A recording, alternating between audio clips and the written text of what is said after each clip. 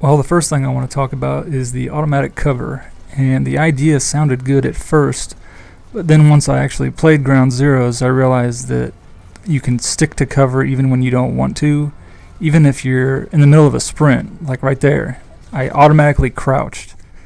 In Metal Gear 4, this would never happen because you had to actually press the triangle button to take cover. And you would never stick to a wall automatically. You did move slowly along the wall or any object you're taking cover on, and you couldn't pop out and shoot. You had to stand up yourself and then throw or shoot or whatever. It still works in the single player, but no one ever really used it in the multiplayer. Hitman Absolution has the best cover system ever. I mean, look, you can go around corners while still in cover. When you try to do something like this on Ground Zeroes, it's super frustrating and there's no way you can do it. You simply pop out of cover way too easy. You can pop up and shoot pretty quick though, so that's an improvement. Pressing triangle again to take cover like it was in Metal Gear Solid 4 would affect not climbing up objects but climbing over railings like this. So you would just have to hold the triangle button. The controls for hanging from a railing wouldn't change that much at all like it was in Metal Gear Solid 4, but you just have to be careful not to hold the triangle button too long. I'd also like to be able to let go of the railing as soon as my arms straighten out. There's about a 2 or 3 second delay. You wouldn't have to worry about holding the triangle button when you're vaulting over waist-high objects. Now in The Last of Us, it has automatic cover as well, but you have to crouch manually yourself first. And sometimes you face the wrong direction, which also happens in Ground Zeroes. But you can't pop out and shoot. Switching weapons in Ground Zeroes to me is a really big drawback because it interrupts my run every time. I mean, yeah, I can use my right thumb on the left stick and then switch weapons with the D-pad with my left thumb, but it's just really awkward. You used to be able to bring up the weapon menu by holding the R2 button, but I'd like to be able to do it while I'm running. And I want to be able to see all my weapons at once, no submenus.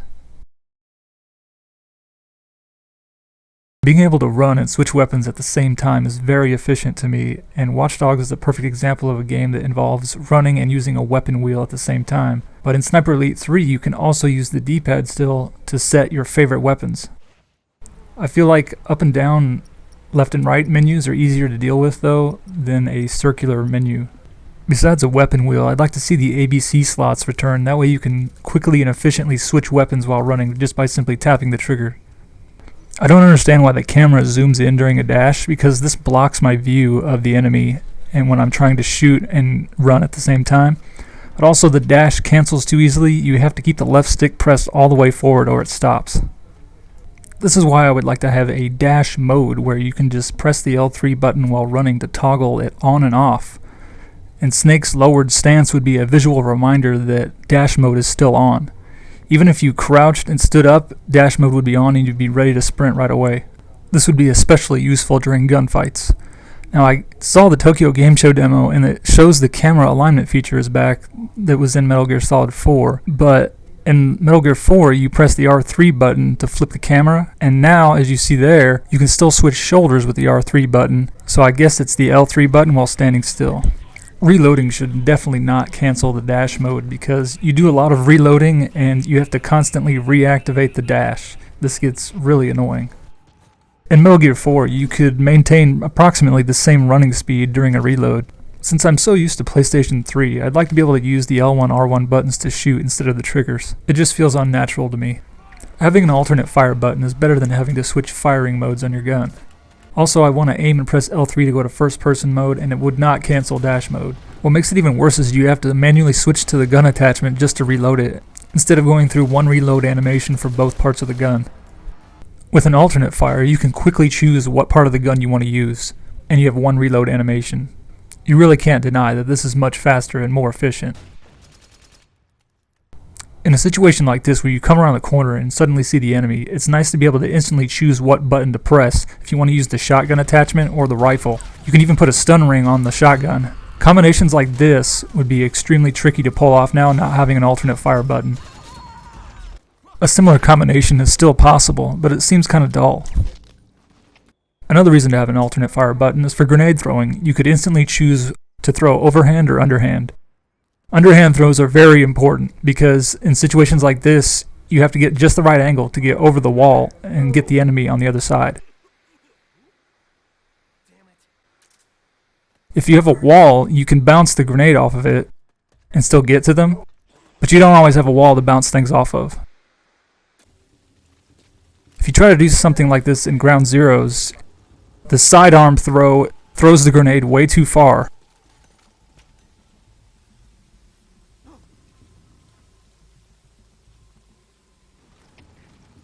To compensate for that, you can throw the grenade lower, but if the wall was any higher than this, it wouldn't work.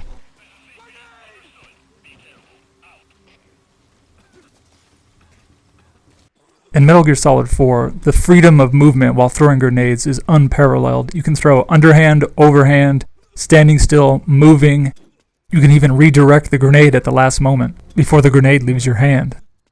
I was very disappointed with the way you throw grenades in Ground Zeroes. The old way has been completely destroyed and overhauled and reworked, to the point where you have to walk for several seconds after throwing the grenade, and there's no way to quick throw overhand. If you watch closely in the MGO 3 trailer, you can see that Snake now throws underhand, but the grenade still flies really far. Trying to recreate this in Ground Zeroes, you can see that he throws the grenade sideways and it doesn't fly as far. Combining these two together would be just right. Another thing you used to be able to do in Metal Gear 4 is throw grenades while on your back. This is pretty useful in some situations where you're behind cover. You can even flip the viewpoint, turn around, throw it from a different angle, pretty much whatever you want. Now in Ground Zeroes, your only option is to throw while on your stomach, and you can't really see above a small wall. When you try and throw a grenade in the opposite direction Snake's facing, his body automatically flips around, but still stays on his stomach. Your only option is to switch shoulders, which really doesn't do anything for you in certain situations. My suggestion is to have Snake flip over on his back, the same thing that happens when he uses a gun.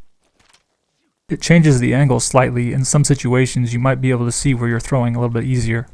Throwing grenades while climbing a ladder is no longer available, and that was very useful as well. I'd also like to be able to use a handgun while climbing a ladder.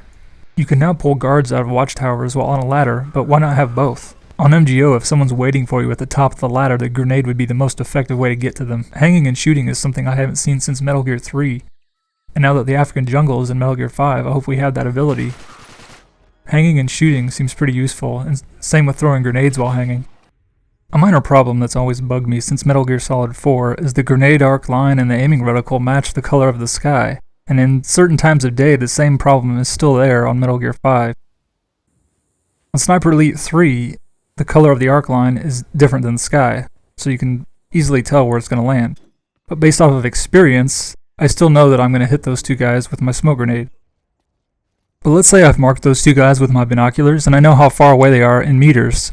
You see the distance box measured in meters next to the motor launcher? I think that would be cool to have that next to my hand when I'm throwing a grenade. That way if I can't see where the grenade's going to land, I still know it'll get there. The only way you can use your knife now is to grab someone first and then stab them. But bring back the stun knife. It was a really cool weapon to use. You could slash and run or stand still and stab. You had the ability to stun or kill immediately with the alternate fire button. But I'd like to be able to run and stab. It's great for getting a quick kill when the enemy surprises you. I always thought knifing should have an over-the-shoulder view like Peace Walker. That way you don't have to switch views in order to guide the direction of your knife attack. It used to be that you had to switch to first-person view in order to do that. The wide auto-aim view worked really well for shielding, but in some situations so did the over-the-shoulder view. Now that the wide auto-aim view is gone, I think the best viewpoint choice would be having it the same level of zoom as when you ready some C4 on Ground Zeroes. This would be applied to both shield and knife. It provides a wide enough view so that you can set up for a headshot or stab someone with a knife. I'd also like to be able to use a shield and handgun at the same time like you can on Peace Walker. I hope scanning makes a return for MGO 3. I know there's still some form of SOP system, so I don't see why this skill couldn't come back. And Scanner EX, that way you can stun and then scan someone. Speaking of stunning, I can no longer do this move anymore, and I'll show you why in a second. It's because of the automatic camera angle change that happens when you try to throw someone down. This is one of my favorite moves to do on MGO, and I can no longer do it. I'd like if there was an option to turn off the slow motion effects for CQC, at least in the single player, because I highly doubt that it would be in MGO. It's kinda cool at first, but I'd still like to be able to turn it off. Before MGO ended, I started experimenting with some really unique CQC moves like this, but I can no longer do those anymore. This move here is completely absent, and I don't know why, because as you can see, it's pretty useful. I also like being able to disarm and stun enemies instantly. A move like this was a great way to set up the enemy for an easy headshot, and luckily there's still something very similar to this in Ground Zeroes.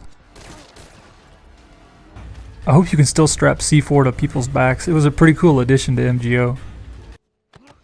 But I also thought executions like this would be too. The old dodge moves were great for dodging a knife attack. Now you have to jump down to the ground and shoot. It doesn't seem as efficient. Being able to throw a grenade and quickly jump back into cover is pretty cool, but now you slowly get back up. You can get back up a little bit quicker if you keep holding the left stick in the direction you were going. But this still seems a little bit faster to get back up on your feet. The recovery time after getting melee attacked is way too long. After I get hit, I'm already holding the aim button. By the time I'm ready, he's gone. On Metal Gear 4, you could recover almost instantly. The ability to lean while in first-person view was really useful. People used it all the time on MGO, and now it's gone. Strafing is the only option now, and in combination with a really jerky first-person view, it's pretty bad. And also, there's way too much recoil, especially in first-person view. It used to be really smooth on Metal Gear 4, with a lot of sway when you move the gun, and barely any recoil. The over-the-shoulder view in Ground Zeroes doesn't seem as bad, but it's still pretty jerky. And my camera speeds are only at 4. The recoil in third-person view doesn't seem quite as bad as first-person, but it's still more than it was in Metal Gear 4. My camera speeds here are set to 8, but the gun has enough sway so it's not too jerky and awkward to use. And again, a lot less recoil, even without a grip. Now that Snake's body is not in the center of the screen, it kinda throws off my aim a little bit when you switch shoulders. You can't always count on the enemy's head being in the center of the screen, making a shot like this harder to pull off. I do like having a visual reminder of what shoulder I'm going to be aiming over when I hold the aim button. The only thing that you can rely on always being in the center is first-person view. It used to be no matter what viewpoint you chose in Metal Gear 4, it would always be in the center of the screen. So I feel like the camera angles while aiming should be adjusted to be just like this on Metal Gear 5. Another issue with the camera I've always had, and I've never understood why, but when you crawl underneath something, it automatically switches to first-person view. This wasn't too bad in the past games because the aiming in first person was still pretty fast and wasn't jerky. I was hoping they would move past this way of thinking, because when you approach in a building like this, it looks like there's enough room for the camera and you to be there at the same time, but it still switches to first-person view. And since first person is so sensitive to movement, I have to lower my camera speeds all the way down to 1. And in a combat situation, this is not good when you crawl underneath something because you can't turn the camera fast enough to keep up with the enemies that are running by. You might think that crawling in a drainage channel would be too small of a space to have the camera in there, but you're wrong. Just look at Hitman Absolution. You can still have an over-the-shoulder view. Or in Dead Space 2, it's even wider. And you can even turn around.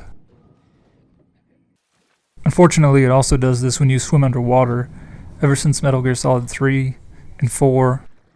But if you think back to Metal Gear Solid 2, you did have a third-person viewpoint for swimming, and I enjoy this so much more. You can see everything around you better, and it would be easier to spot enemies. And when I played The Last of Us, it reminded me of that, and how much I would prefer it to go back to the old way. I think the dive button should be used to roll on the ground instead of L3, because remember, I want aim plus L3 to go to first-person view. And another thing, I can't roll while I'm in first-person view. I have to manually exit out. and then roll. But on Metal Gear 4, that happened automatically for you. It just transitioned to third and back to first. Also, when you roll to the left on your back, there's a delay, but when you go to the right, there isn't. I guess no one noticed it and fixed it before they released the game. But when you go to the left or right on your stomach, there's no delay.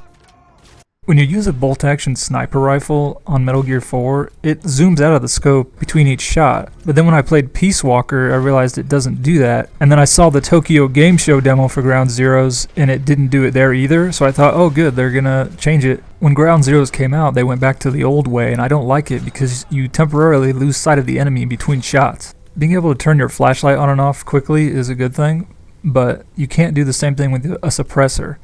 Instead, you have to bring up the menu and turn it on or off. Metal Gear 4 had a similar feature to this, but you had more options, like being able to choose your firing mode as well as the flashlight and suppressor. But it never had a quick command for it. So these are the controls I think that Metal Gear 5 should have in order to do these things.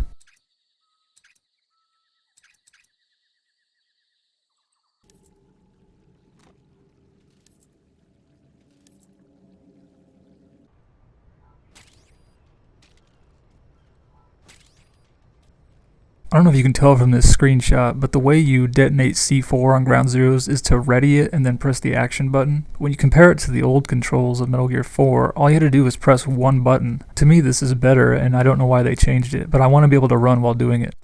A couple of old abilities that you used to have was being able to hang over a ledge and shoot. You could also transfer to a hanging position from here. I guess these were removed because they were seen as useless, but they're really not. There were situations in Ground Zeroes where I could have definitely used this ability. I mean, I'm up on a rooftop and I'm trying to aim at a guy beneath me, but all I can do is just crawl towards the edge, and when I try to aim, I can't. I can go to first person view and then I can aim, but I can't aim any lower than this. So if he's right underneath me, I'll have to stand up and then aim down, but then I risk getting spotted. So let's say there's a guy off in the distance, he would see me, but I'd be okay if I laid down. And yet another ability that was also removed was playing dead. Playing dead while laying on your stomach never looked that convincing, but when you laid on your back, it did. And it even worked on MGO. When you're laying on your stomach and playing dead, I think to make it more convincing, your arms should be down by your hips. See, in a situation like this, I could be playing dead, and then the guard inside the vehicle would stop and get out to see if I'm alive, and I could hold him up. I was disappointed to find out that you couldn't shoot a handgun while driving a Jeep or a truck. It's a pretty big inconvenience to have to stop, get out, shoot an enemy, and then get back in the vehicle. I mean, you have this ability while riding a horse, so why not have it when you're driving a Jeep? You do have it while driving in an armored vehicle, and the controls for it could be the exact same as GTA 5. Another minor annoyance while driving a vehicle is the camera tries to auto-center itself while I'm trying to look around. It gets pretty annoying. After seeing all the new things you can do with the cardboard box, I was reminded of something you could do on MGO, and that was the box ram ability. I'm hoping that's still there. They just haven't talked about it yet. But the controls could be the melee button instead of the sprint button.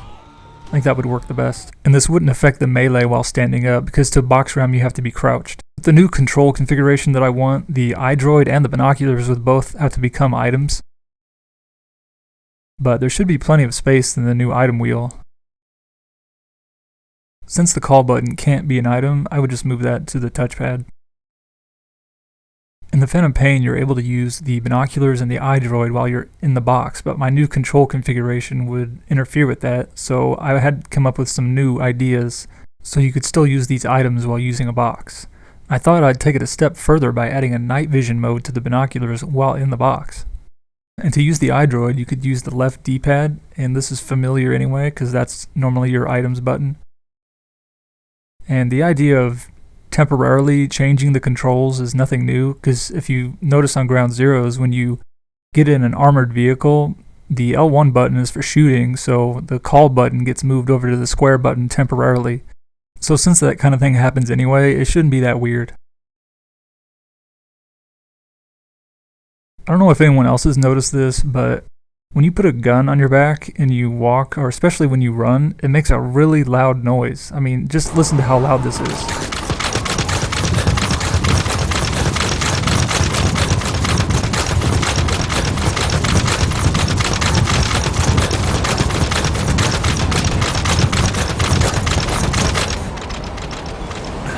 I know the headshot sound in MGO is traditional, but I kinda like the new sounds better.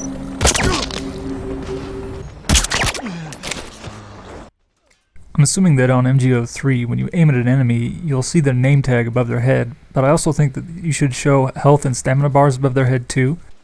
It lets you know how many shots it will take to put them to sleep if you're trying to stun them or kill them, and it's not always easy to find their head when they're covered in a cloud of smoke. In Ground Zeroes, the only way to see through smoke is to equip your night vision goggles, but I seriously doubt that everyone's going to have those because they're a special item that you find in the middle of the map. Depending on where the smoke grenade lands though, sometimes you don't really need it. But I also want to be able to see my own health and stamina bar on my screen. This would let me know how close I am to being killed or to being stunned. This also raises the question though of whether or not we're going to have regenerating health like the single player mode, or health and stamina bars like MGO2. I think it might be possible to have a combination of both, but your health bar shouldn't regenerate all the way up. I think maybe quarter of the way or halfway at the most. And maybe you could heal yourself, but you would only have one first aid spray, unless you're a medic. But also you would need some kind of visual reminder if there's no stamina bar if you're getting stunned, so your screen could be tinted blue. I actually wasn't surprised to see character customization coming back, because that was one of the biggest features of MGO2, but what I didn't realize is that there was going to be a class system, and I want to be able to customize the skills within each class. It would be nice to see an even deeper customization, like being able to choose what belt goes with what gun holster, if you want one holster, two holsters.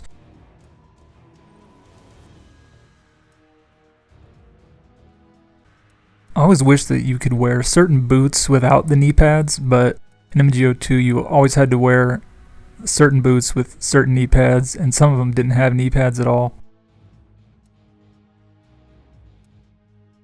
I also always wanted more options for the gloves. There was only one preset color per style, and I just wish that you could choose whatever color on whatever style you wanted, and there were no brown gloves.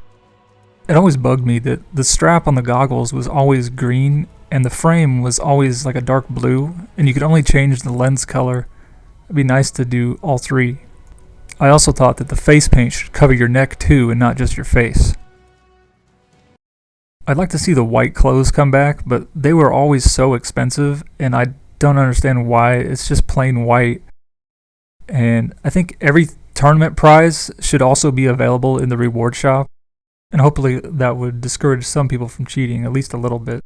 There should be more ways to earn reward points more often, like having survival twice a day. But I also think you should be able to earn reward points in free battle, not just survival, tournament, and auto match. Because sometimes it can be hard to find a team in survival if your friends are online or you're not in a clan. One thing that MGO2 had that I wish all other online games had was a custom lobby system, where you can host your own room, or you can join a list of games that are already in progress. You can set up which maps you want, what game modes, the amount of time on the rounds, number of tickets, how many rounds you want to play. It was great. And maybe, bring back some of the old maps. I know some people want that, but, we played on those maps for 4 years. I think it's time to retire them. But if there's no urban map in the single player, I'd like to see that in the online, and definitely a snow map as well. Some people made up their own game modes like prison mode, and I never really played it, but I thought it might be kind of cool to make it into an official game mode, and you could actually carry a prisoner, and he would basically be the target. Since you can interrogate enemies already, I thought interrogation mode would be a good idea. In this mode, you must interrogate your enemies to find their lockbox. You have to interrogate 5 enemies to make sure you get enough information to locate their lockbox. When your team reaches its interrogation goal, the location of the enemy's lockbox, which is kind of like a safe, will be revealed. To win, you have to open the enemy team's lockbox. When Drebin points were enabled, I liked how everyone started the match with the same available weapons, but instead of Drebin points now, it could be the GMP points that you use in single player mode. and this would make it so that you had to earn the more expensive guns, the same as it was before. The level system can make a return, but if a lower level places higher than you, you shouldn't get punished for it. And also, I'd like to see a progress bar to show us how close I am to the next level. I never really liked GP because people just ended up playing for a number, and it encouraged them to cheat or go all Rambo, and I think GP should be more team focused instead. That way you're not competing against your own teammates for the target or trying to get the most kills. The spectator mode in North America version forced you to watch your own dead body or the person that was in first place. I just feel like I should be able to choose whoever I watch, and I'd like to see what they see on their screen. That way you're more in the action. Now this is probably something I don't even need to ask for because it's probably going to come back anyway, but definitely bring back the text chat because I have friends that don't like to speak English and they just prefer to type everything. Something else I expect to come back is female characters. And it's pretty obvious from the MGO 3 trailer that we're going to have unique characters again like Snake and Ocelot, but the character I really want to come back is of course Raiden. Even though Raiden doesn't fit in this timeline, he didn't in Ground Zeroes either, but he was still there. But I'd love to be able to use him or Gray Fox, just be able to cut enemies up in online. That way I basically get to actually play Metal Gear Solid Rising since that game never happened, and I thought maybe Kojima Productions Los Angeles could make a sequel to Metal Gear Rising since the other one didn't turn out so good. Mr. Kojima doesn't understand why MGO wasn't a success in North America and Europe. He thinks maybe it was because of the game design or the controls, but it wasn't. The controls were almost perfect, except for maybe a few things like the cover system and the way you use a sniper rifle. And that's why I want the controls to return to a more Metal Gear Solid 4 style. But in terms of gameplay design, it was perfection. I played MGO for all 4 years that it was around, and I even played the first MGO on PS2. And before that, I didn't really play any games online, so MGO was my first online experience, and I was hooked immediately. And ever since it shut down, I haven't really played anything at all. A little bit of Last of Us online and stuff like that, but I don't play Call of Duty. I don't even like first-person shooters. I just don't like the first-person viewpoint. It's too narrow and restrictive, and I prefer a wide view of my character in third person. That way I can navigate the environment easier. I can tell when I'm behind cover, and if you have to jump a gap from building to building, you can judge that a lot easier. But besides that, I feel like they're all generic. They all just kind of copy off of each other, and I can't even stand watching more than 5 minutes of Call of Duty gameplay. I just get bored. But with MGO, I could go on YouTube and watch other people's MGO videos, and it was always pretty entertaining. But sadly, most people think that the only thing there is to play is Call of Duty or Battlefield, and they're built for casual players, and that's why it's so popular. So it kind of worries me a little bit that MGO being more westernized will be too much like Call of Duty. But from the looks of the new trailer, it looks like it's still more MGO 2 than Call of Duty. So far so good. But the thing that bugs me is the aim assist. It makes everyone feel like they're a pro, and I know that's supposed to be that way to make it more accessible, but it also makes it less challenging. And the people that like a challenge, I hope that there's a lobby that you can join where aim assist is automatically disabled, or at least if you host a room, you can set it up to where it's turned off. I remember you could do that with the auto aim in MGO 2. So I guess the reason why I'm concerned about that is because MGO has always been a game that was headshot focused, and if the body shot damage is increased where it only takes a few bullets, then it's going to be boring for me.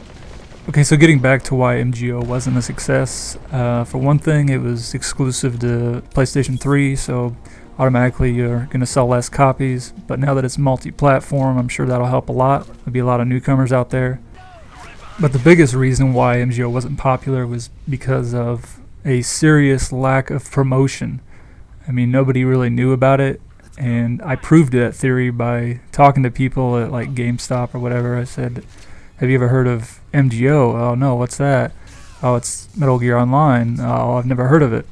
Like, well, you've heard of Metal Gear Solid 4, right? Oh yeah, of course. I'm like, well, that's the online portion of the game. I'm like, oh, okay.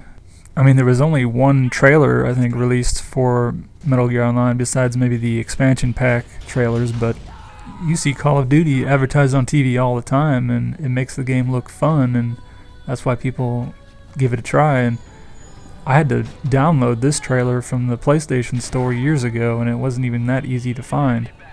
An interesting fact, though, I always remember before MGO shut down, I played with a few players that told me they were new to MGO, and I was like, well, you're kind of late. The game's getting ready to close. And they said, yeah, I know.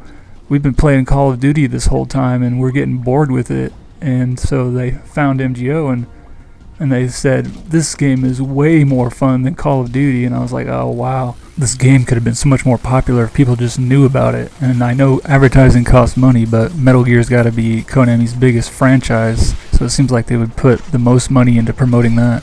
There were over 1 million registered users of MGO2, but I think a lot of people quit because of the extremely bad lag and the cheaters, or the glitchers. And, you know, now that Kojima Productions Los Angeles is making the next MGO, I hope that the lag will be at a minimal, at least for North American players. And then regarding the cheaters, they just need to be punished more severely. And I remember hearing from Japanese players that the MGO in Japan had almost no lag and hardly any cheaters. And anyone who was caught cheating got severely punished. Like, you know, first strike, you're out, permanently banned, that's it. And I thought, wow, no wonder it's more popular in Japan. I think it would be like that here if people would be punished and there was no lag. Towards the end of MGO2's life cycle, the glitching got really bad to the point where the servers were being crashed by denial of service attacks. And now I've seen that happen recently to PlayStation Network and Xbox Live, and it makes me wonder if MGO3 is going to be ruined right from the start. I could have made two separate videos, one talking about the control changes I'd like to see to the single player mode, and then one about MGO3 requests. But then I thought, because you wouldn't want them to play differently, and talking with some friends on PlayStation Network, they all agreed with me that the new controls in Ground Zeroes were not as good as they used to be in Metal Gear 4, and that using those same controls in online mode wouldn't be as efficient or responsive. And you can tell the controls were designed for a single-player stealth experience, and, you know, it's not like the controls are bad, it's just it wouldn't work that well in the multiplayer, in my opinion. I'm not really asking for a permanent control change, I'm just asking for a new configuration that's more like the old style. But you can still have the same controls as Ground Zeroes for the people who like that, and they're more similar to Call of Duty, so that would be alright for the newcomers. I thought I waited too long to make this video, but then I saw some recent tweets from Kojima, and he was still making gameplay adjustments and refining things. And then I checked the official Metal Gear Online 3 Twitter account, and they still want more feedback, so I figured I might as well do it. Well, I know this is a long video, but I think that about wraps it up, and if you're still watching at this point, thanks for watching.